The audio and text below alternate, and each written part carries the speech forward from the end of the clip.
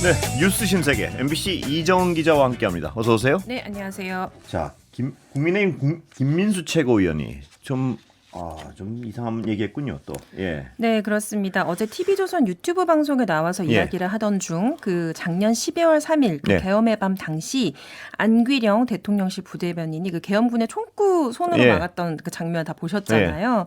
근데 그 관련해서 언급하면서 좀 부적절한 발언을 해서 논란입니다. 그래서 당시에 이제 격앙된 목소리로 뭐 부끄럽지 않냐 이러면서 총구로 막 막았는데 이거에 대해서 김 최고위원이 자기가 장교 출신이라고 소개를 하면서 군인에게서 총기를 뺏는 것은 사실상 즉각 사살해도 되는 것이다. 라고 말을 했습니다. 그러면서 안에 총알도 없다. 군인들이 누가 봐도 제압할 의지도 없다. 되레 가서 총기를 잡고 흔들면서 누가 누구를 위협하는 거냐 뭐 이런 식의 말을 이어갔습니다. 그런데 이게 사실 무슨 개인 방송도 아니고 언론사가 운영하는 채널이고요. 그리고 김민수 최고는 제1야당의 최고위원입니다. 네, 근데 이 콘텐츠 제목이 장교 출신 김민수가 분석한 안귀령 총기 탈취 영상이었습니다. 적절하다고 볼 수가 없죠. 말씀하신 대로 최악의 경우에도 사석에서 네. 자기들끼리 할 얘기를 거의 방송에 나와서요. 네, 그렇습니다. 사살해도 되는 것이라고요. 네, 그래서 더불어민주당이 제2의 노상원이라도 노상원이라 부를 수밖에 없다면서 이것은 마치 윤석열 전 대통령의 포고룡석의 그 처단이라는 논리와 판박이가 아니냐. 그러면서 각종 고문 고문 방식 이런 극단적인 망언을 서슴지 않았던 노상원이 국민의힘 최고위원 자리에 앉아 있는 것 같은 모습이다라고 강하게 비판했습니다. 정말 극단화되는군요, 점점 더. 자, 오늘 근데 가장 눈길을 끄는 지금 이게 나온 뉴스가 나온 지 얼마 안 된 것 같은데요. 윤영호 통일교 뭐였죠? 저 세계본부장. 진술이 좀 바뀌고 있다고요. 그렇습니다. 지금 윤영호 전 본부장은 그 지난 12월 5일 자기 재판에 출석을 해서 그러니까 특검에 내가 여야 모두의 정치인들에게 뭔가 주류를 대려고 했다라고 진술을 했는데 그게 수사가 이루어지지 않았다라고 말을 했습니다. 그래서 이게 편파 수사 논란까지 일어난 상황이거든요. 그리고 그것 때문에 이제 여러 정치인들의 명단이 지금 나오고 있지 않습니까? 그래서 특검이 경찰에 사건을 이첩했고 그래서 경찰 국수본에서는 지금 뭐 전재수 의원, 그다음에 임종성 전 의원, 그다음에 김규환 전 의원을 3명을 피의자로 지금 입건까지 한 상태입니다. 그런 상태인데 조금 전 윤영호 전 본부장이 자기 재판은 아니고 권성동 의원의 재판에서 그 증인으로 나와서 진술을 하다가 갑자기 세간에 회자되는 진술을 한 적이 없다라면서 정치권에 금품을 제공했다는 그 의혹을 부인하는 취지로 말을 한 겁니다. 그러니까 이제 마치 뭔가 굉장한 리스트가 있는 것처럼 이야기를 했었는데 지금 이때까지 이야기했던 거랑 사뭇 달라진 양상이죠. 그러면서 특검 조사에 대해서도 기억에 왜곡이 있을 수 있고 복귀에도 한계가 있다 이렇게 말을 했습니다. 그래서 특검 측이 아니 그러면 권성동 의원한테 1억 원 준 건 어떻게 되느냐. 당신이 지난 1월 5일에 한학자 총재로부터 1억 원의 돈을 받은 적이 있느냐. 내지는 1월 3일 한학자 총재에게 권성동 의원을 만나겠다고 보고한 적이 있느냐. 이런 것도 물었는데 이건 답변을 거부하고요. 그리고 뭐 권성동 의원 측과 무언가를 주고받을 만한 인적 신뢰관계가 있었냐 이런 걸 또 물었더니 그때 최근에 여러 오해를 받고 있고 뉴스에도 많이 나오고 있다. 그런데 만난 적도 없는 분들에게 금품을 제공한다는 건 말이 안 된다. 뭐 일면식이 없다. 이런 식으로 주장을 했습니다. 그러면요.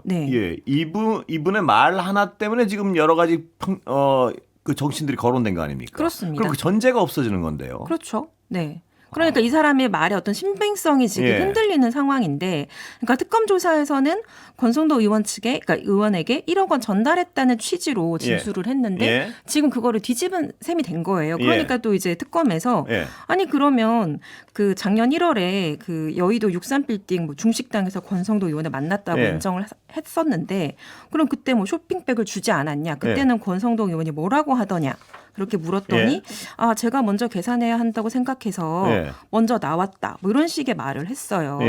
그러니까 뭔가 자기가 이때까지 말한 거에 대해서 뭔가 뭐 자기가 뭐 왜곡된 부분이 있을 수도 있고 또 세간에 회자되는 부분은 제 의도하고 전혀라고 점점점 그런 진술을 한 적이 없다. 그러면 그 진술을 한 적 없다는 것이 그리고 자기가 이제 자기 의도하고 지금 맞지 않게 회자되는 내용이 무엇인지에 대해서 뭐 좀 구체적으로 밝혀야 되는데 구체적으로 어떤 부분이 자기 의도와 반하는 것인지 아니면 그런 것에 대해서는 구체적으로 진술은 하지 않고 이렇게 두루뭉술하게 자기 의도에 반해서 지금 이야기가 회자되는 시기다라고 말을 했습니다. 그래서 지금 좀 신빙성이 흔들리는 상황이 아닌가 싶어서 좀 더 지켜봐야 될 것 같습니다. 그러면 이 사람의 말 때문에 비롯된 수사는 이미 시작됐죠. 그렇죠. 전재수, 임종성, 김규환. 그렇습니다. 네, 그래서 지금 어제 구치소에서 한 차례 윤영호를 만나서 뭐 조사를 했다고 하고요. 지금은 이제 이 세 명에 대해서 뭐 출국 금지도 추진을 하고 있다고 하고, 그다음에 정동영 통일부 장관과 국민의힘 나경원 의원에 대해서는 별다른 혐의점이 발견되지 않아서 아직은 입건하지 않았다고 합니다. 네. 입건된 3명은 출국 금지했고요. 네, 그렇습니다.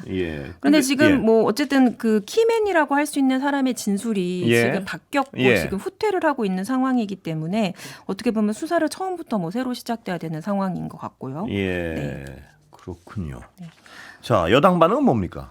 그러니까 지금 당장 이 지금 바뀐 진술에 대한 반응은 아직 안 나왔거든요. 이렇게 지금 조금 전에 나온 거라서 이거에 대해서는 나오진 않았지만 이제 오늘 오전과 낮 상황을 보면요. 일단 민주당에서는 당장 이제 막 의혹이 막 커지는 분위기였으니까 좀 언급을 자제하면서도 조심스러운 분위기였습니다. 그래서 뭐 당 대표나 원내 대표가 아침에 언급하진 않았지만 이현주 최고위원은 그러니까 특검이 경찰로 수사 인계를 늦게 하면서 이게 지금 뭔가 불필요한 논란이 생긴 것 아니냐.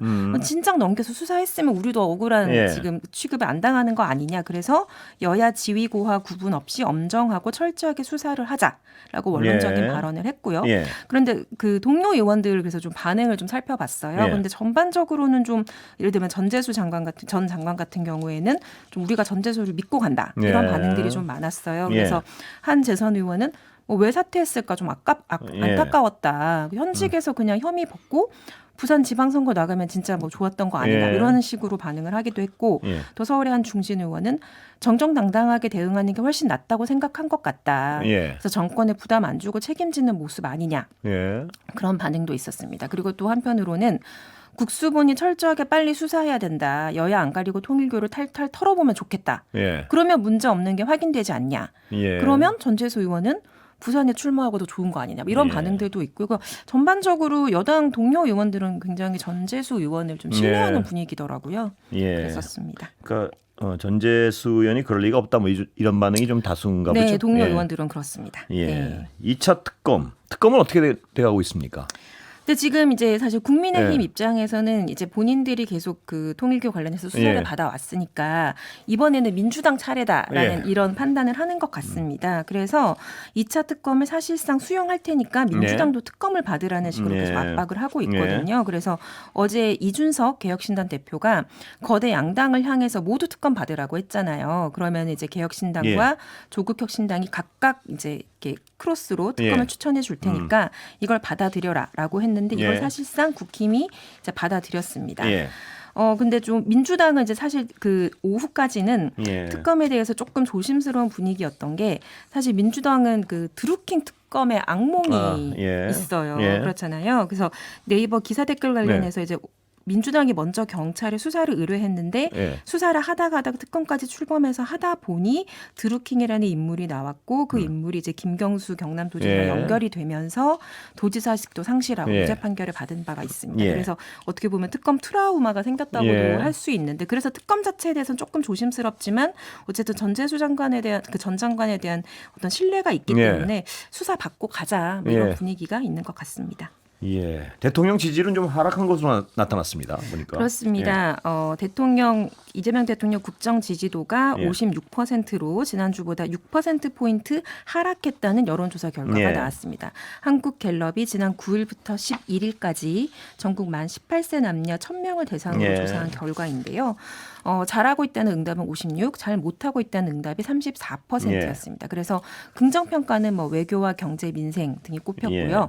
부정평가 이유도 인도, 경제, 민생, 그다음에 도덕성 문제 등이 꼽혔는데 그러니까 갤럽의 분석에 따르면 통일교의 어떤 금품 수수 의혹에 여당 인사들 이름이 나오면서 예. 이게 이제 여권에 대한 전반적인 인식에 좀 영향을 준 것 아닌가 이렇게 분석을 했습니다. 당 지지도는 어떻습니까? 그래서 민주당 예. 지지도도 40%로 지난주보다 3%포인트 떨어졌고 또 국민의힘은 26%로 예. 지난주보다 2%포인트 높아졌으니까 이제 반사 이익을 누렸다고 예. 볼 수 있을 것 같아요. 예. 그래서 지금 최근 추세를 보면은 뭐 전문가들이 분석을 해봐야겠지만 뭐 정상 외교 같은 걸로 호재가 있으면 대통령 국정 지지도가 올라가는데 예.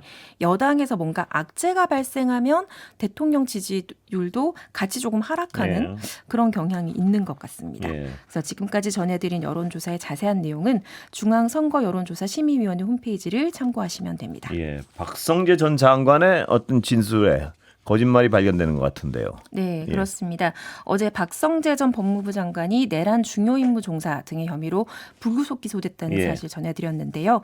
그 공소장 통해서 공소 사실이 조금 새롭게 또 예. 추가로 또 구체적으로 확인된 내용들이 있습니다. 먼저 안가회동, 그러니까 비상계엄 다음 날인 그 12월 4일 저녁에 박성재 전 장관뿐만 아니라 뭐 이완규 전 법제처장, 그다음에 예. 이상민 전 행정안전부 장관, 그리고 김주현 전 민정수석, 그러니까 당시 대통령의 어떤 최고 법률 보좌역이라고 할 수 있는 사람들이 삼청동 안가에 모였잖아요. 예. 근데 이게 왜 모였냐라고 물었을 때 계속 참석자들은 저녁 먹으러 모였다. 그렇습니다. 연말이라서 모였다. 예. 이런 말을 했거든요. 그런데 이제 특검 수사 결과, 그러니까 당시에 이제 박성재 전 장관이 그 검찰국장한테 예. 계엄 정당화 관련 문건을 작성하게 시켰었고, 예. 그거를 이제 보고 받았다는 것까지 저희가 알고 예. 있잖아요. 근데 그 문건 파일을 예. 가지고 안가회동에 갔다는 거예요. 예. 그리고 그 이상민 전 행안부 장관도 당시 수행 비서로부터 비상계엄 문건을 네. 받아서 안가에 들고 갔었다고 하는 겁니다. 예. 이게 처음부터 말입니다. 12월 4일 날 계엄 다음 날 단지 저녁 먹으러 이 중요한 직책을 가진 사람들이 모였다는 게 처음부터 믿기 어려운 사실 아니었습니까? 근데 당연히 이런 게 있었을 거라고 봤는데 네. 결국 드러나는군요. 그렇습니다. 예. 그래서 아마도 계엄의 어떤 정당성이란 이제 법리 검토를 하기 위해서 예. 어떻게 보면은 대통령의 법률 책사들이 다 각자 검토한 내용을 가지고 모였던 예. 거니까 그 관련해서도 이제 뭐 사후 정당성을 뭐 보강한다라든지 그런 내용을 논의한 것으로 추정이 됩니다. 대단히 중요한 어떤 사실 같은데요, 보니까. 네, 그렇습니다. 예. 그런데도 불구속 기소가 됐죠.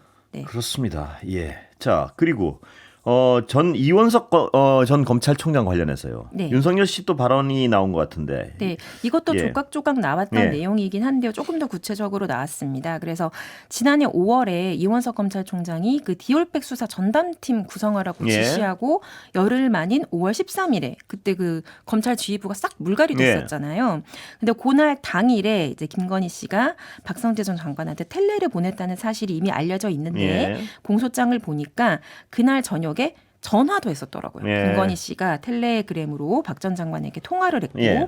통화가 끝나고 나서 3분 뒤에는 이원석 검찰총장 사표 고심, 뭐 내일 네. 일정 모두 취소 이런 제목의 기사 링크를 전송했던 겁니다. 네. 그러니까 뭐 텔레만 보내는 정도가 아니라 수시로 뭐 통화를 네. 하고 뭐 문자를 보내고 그런 식의 소통이 있었을 것이라고 유추가 되는 대목이고요. 예. 그리고 나서 그 이틀 뒤에 이제 윤석열 전 대통령도 박성재 전 장관한테 텔레그램 메시지를 보냈는데 그 내용을 보면은 검사장급 인사가 정광석화처럼 이루어졌고 예. 역대급이었다 보니 말들이 엄청 많습니다. 말들이 네. 많다는 표현을 많이 쓰네요. 예. 그다음에 인사 배경 관련 용산이 4월 말이나 5월 초에 총장의 업무 능력, 자기 정치 등의 문제점을 지적하며 용퇴를 요구했으나 총장이 거부하고 계기기로 하면서라고 예. 점점점 말줄임표가 있고 갑자기 중앙사장에게 영부인 명품백 사건 신속 처리 지시한 게 배경이 되었다는 이 얘기가 있습니다. 예. 이렇게 덧붙였다고 합니다. 그래서 좀 문구가 예. 사실 구어체는 좀 아니잖아요. 예. 그래서 조금 어색하다 보니까 그러니까 자기가 쓴 건지 아니면 누가 보낸 거를 복사해서 뭐 붙이기를 한 건지 명확하지는 않지만 예. 어쨌든 검찰총장 관련 용퇴 메시지를 검찰총장을 지휘하는 법무부 장관에게 보냈다는 것이 예. 굉장히 부적절하다고 볼 수 있죠. 그리고 김주현 민정수석도 네. 5월 30일에 박성재 전 장관에게 장관님 인사 실력이 워낙 훌륭해 말끔하게 잘 된 것 같습니다. 감사합니다라고 텔레그램 메시지를 보냈다고 합니다. 인사체계가 정말 엉망이었군요. 예. 그러니까 그때 그 인사의 배경에 용산의 어떤 보이지 않는 손, 뭐 사실 이건 거의 보이는 손이라고 할 수 있는 것 같은데 그 손이 작용했다는 것이 이제 사후에 지금 물증으로 드러난 겁니다. 그리고 윤석열 씨는 요새 법정에서 얘기하는 거 보면 참 앞뒤가 안 맞는 논리적으로 이런 얘기를 많이 하는데 옛날 텔레그램 메시지도 좀 그렇군요. 보니까 문맥이 잘 이해가 안 되는. 네. 예. 이게 그대로 옮긴 거니까요. 그러니까 좀 들으시면 좀 어색하다고 느낄 수도 있는데 공개된 그 메시지를 제가 그대로 축약하지 않고 읽어드린 겁니다. 예, 메시지 텍스트 약간 어떤 문맥상 어떤 정합성이 없군요, 별로. 예. 자, 쿠팡 얘기 좀 해볼까요? 네. 쿠팡이 로비를 엄청나게 했다, 뭐 이런 것 같은데요. 그렇습니다. 예. 그런 얘기가 계속 있었는데요. 이제 최근에는 이제 간판 없는 쿠팡 사무실이 좀 주목을 받았습니다. 그래서 지금 오늘까지 압수수색이 나흘째 이어지고 있는데 그 압수수색 받고 있는 쿠팡 본사는 서울 잠실에 있습니다. 그런데 강남역 인근에 간판도 명패도 없이 쿠팡 직원들이 일하는 사무실이 있습니다. 그래서 경찰이 여기는 지금 압수수색을 안 하고 있어요. 그래서 저희 기자가 찾아가 봤더니 올해 6월 대선 직후에 꾸려진 조직인데 사회공헌위원회라는 조직이 되게 좋은 조직 같잖아요. 근데 간판도 없이 일하고 있다고 합니다. 그래서 위원장은 최근 물러난 박재준 전 쿠팡 대표고요. 그러니까 기업의 사회적 책임을 위해서 만든 거라고 하지만 사실상 정부, 국회, 그다음에 언론 등을 향한 대관을 위한 조직으로 알려져 있습니다. 그렇군요. 그래서 MBC가 최근 확보한 쿠팡 대외비 문건에 보면 일종의 어떤 대관 매뉴얼이 있는데 뭐 예를 들면 산업재해가 발생하면 쿠팡 고용노동부 담당자가 네트워킹을 가동해 작업 중지 명령이 내려지지 않도록 노력하고 그럼 국회 담당은 여당 환경노동위 소속 의원을 대상으로 신속하게 소명해 이슈 확산을 조기 방어한다. 뭐 이런 식으로 매뉴얼이 돼 있다는 거예요. 그래서 지금 쿠팡 대관 인력은 뭐 줄잡아 한 100명 정도로 추정이 되는데 그러니까 쿠팡 측이 뭐 공식적으로 설명을 하기로는 이 사무실은 스마트 오피스 중에 하나입니다. 저희가 공간이 부족합니다라고 설명을 했다고 합니다. 간판이 없는 건 이상하네요. 그렇죠. 뭐 어떤 회사가 이렇게 간판도 없이.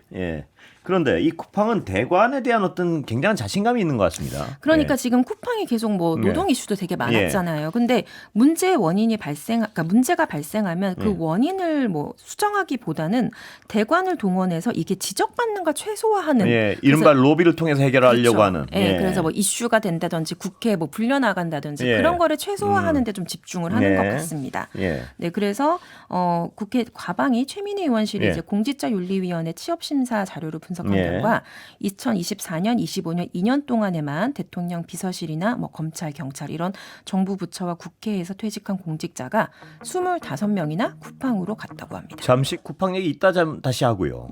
아까 윤영호 본부장 얘기 중에 약간 아까 시간 때문에 좀 넘어간 게 있는데 윤영호 본부장 관련 소식부터 전하고 나서 쿠팡 얘기 마저 해주시죠. 그렇습니다. 그러니까 20대 대선을 앞두고 통일교가 정치권에 이제 계획적으로 그러니까 쉽게 말하자면 줄을 대려한 정황이 이제 어떤 녹취록을 통해서 조금 더 구체적으로 드러났는데요. 그러니까 윤영호 전 세계본부장이 2022년 1월과 2월 사이 통일교 간부 이모 씨와 이제 오간 그 통화 녹취록이 공개가 됐어요. 근데 그때 보면은 이제 초반에는 민주당과 국민의힘 중 어디가 이제 정권을 잡을지 모르는 상황에서 여기저기 줄을 대려한 걸로 보여요. 그래서 뭐 대선 후보들 이름을 거론하면서 우리는 보험을 드는 거다 이런 이야기도 하고 뭐 민주당은 친명계와 친문계 두 라인으로 우리가 접촉을 하려고 한다. 그리고 국민의힘 쪽은 윤핵관과 김건희 여사, 국민의힘 관계자 이렇게 총 3개의 라인을 통해 접촉하고 있다. 그러니까 이때부터 이미 여사 라인이 가동되고 있었던 것 같아요. 그러니까 통일교가 그것도 인지를 하고 이미 여사 라인 쪽으로 줄을 대고 있었다는 거예요. 그리고 또 2월 13일에는 통일교가 주관한 한반도 평화 서밋이라는 행사가 있었는데 이 행사가 꽤 크게 열렸습니다. 이거 관련해서도 대화를 나누면서 당시 마이크 펜스 전 미국 부통령이 참석을 했는데 이때 이제 윤석열 당시 국민의힘 대선 후보가 펜스 부통령과 만났었거든요. 근데 그걸 이제 이야기를 하면서 윤용호가 펜스하고 윤을 브릿지 해준 것이야. 그러면서 펜스 정도는 붙여줘야 저쪽에서 신세를 졌다고 생각한다. 그래서 그거는 액션을 해줬다. 이렇게 말을 하고 그 다음에는 이제 한학자 총재 어떤 판단에 따라서 이제 양쪽 중에 한쪽을 선택했다고 이해될 만한 취지의 말도 있어요. 그래서 윤영호가 어머님 결정하시면 저희는 움직입니다. 양쪽 해보니까 통일교 리스크가 있었습니다. 그렇게 말씀드렸는데 다행히 3, 4주 전에 Y 하면 좋겠다고 예. 말했다. 예. 그러니까 Y라는 게 윤석열 전 대통령의 이니셜로 예. 추정이 되죠. 그러니까 예. 그렇게 해서 이제 뭐 양쪽을 대보려고 하다가 이렇게 계속 예. 사람을 뭐 소개받고 하다가 한쪽으로 선택을 했고 그것이 윤이었다는 취지로 이해된 녹취록이 그러니까 이렇게 공개가 좀 됐습니다. 예측을 하다가 윤석열 씨 쪽이 되겠다 싶어 그쪽을 선택했다. 뭐 이런 것까지 와 있군요. 그러니까. 그렇죠. 그렇게 이해가 되죠. 그러니까 예. 한학자 총재의 판단에 따라서 예. Y 하면 좋겠다. 그러니까 예. Y로 갔다. 그런 취지로 이해가 됩니다. Y 하면 좋겠다는 게 Y 쪽을 선택했으면 좋겠다. 그렇게 예. 해석이 됩니다. 해석이 네. 되는 거죠. 네, 네, 네. 그러면 이런 상황이라면 말입니다. 그 윤영호 씨가 한학자 총재로부터 어떤 지시를 받고요. 네. 여기저기 누가 될지 모르니까 여기저기 로비를 했다고 얘기하고 배달 사고를 냈을 가능성도 배제를 할 수 없는 것 같습니다. 보면. 그런 것 같습니다. 예. 그러니까 지금 이제 되는 데는 하고 네. 접촉이 가능한 데는 로비를 진짜 한 경우도 있고 네. 안 그러면 했다고 보고하고 자기가 어떤 착복했을 수도 있고요. 그렇죠. 그럴 가능성을 전혀 배제할 수는 없는 것 같습니다. 네, 보면. 그렇습니다. 그리고 예. 지금 윤영호 전 본부장의 아내가 그 회계 책임자라고 되어 예. 있잖아요. 예. 그러니까 실제로 누군가에게 전달을 했으면 그 사람에게 어떻게 뭐 보험을 들기 위한 예. 목적이었다면 상세하게 자료를 그렇겠죠. 보통 당연히. 뭐 예. 장부를 액수, 쓴다든지 예. 액수, 전달하는 정황, 상황 네. 이런 게 굉장히 구체적으로 서술이 돼 있을 텐데 그게 아닌 게 좀 몇 개 있는 것 같아요. 그래서 보면. 그 상대방이 내가 이거를 받아놓고도 이거를 청탁을 들어주지 않으면 곤란한 상황에 이르게 하는 게 보통 그게 청탁하는 로비죠. 사람들의 예, 청탁이고. 목적이니까. 예. 그런데 지금 그런 것도 뭐 부족한 데다가 지금 이제 와서 법정에서는 뭐 예. 내가 의도한 대로가 아니고 뭐 그런 취지에 해석될 만한 발언을 한 적이 그렇습니다. 없고 이런 식으로 뒤늦게 말을 지금 집어삼키고 있는 상황이기 때문에 예. 이건 좀 어떻게 흘러갈지 이 사람의 진술의 신빙성을 좀 더 따져봐야 되는 상황이 된 것 같습니다. 예. 자, 쿠팡 로비 얘기 다시 좀 이어가 볼까요? 예. 네. 그래서 최근 2년 동안 25명이 이제 어떻게 보면 전관이라고 예. 표현을 할 수 있겠죠. 그런 사람들이 이제 쿠팡으로 갔는데 예. 제일 많았던 사람이 국회 보좌관 출신이더라고요. 그래요? 그래서 국회 예. 보좌관 출신이 11명, 예. 그다음에 경찰 출신이 4명, 예. 그다음에 검찰청 출신이 2명이었습니다. 예. 그래서 이게 공직자 윤리법상 퇴직 공직자가 이해충돌 우려가 있는 기관으로 재취업할 때 원래 취업 제한 심사를 받게 되는데, 예. 그러니까 취업 가능 판정을 받기는 받았어요. 그래요? 받았지만 어쨌든 이 사람들이 가서 어떤 그 전에 기존에 가지고 있던 뭐 네트워크라든지 예. 그런 거를 동원해서 굉장히 적극적으로 대관 네. 활동을 한 것인데, 그러니까 쿠팡이 계속 이제 대관이 다 해결해 준다는 식으로 지금 네. 문제를 대응한 것 아닌가. 그러니까 본질 자체를 해결하려는 생각보다는 네.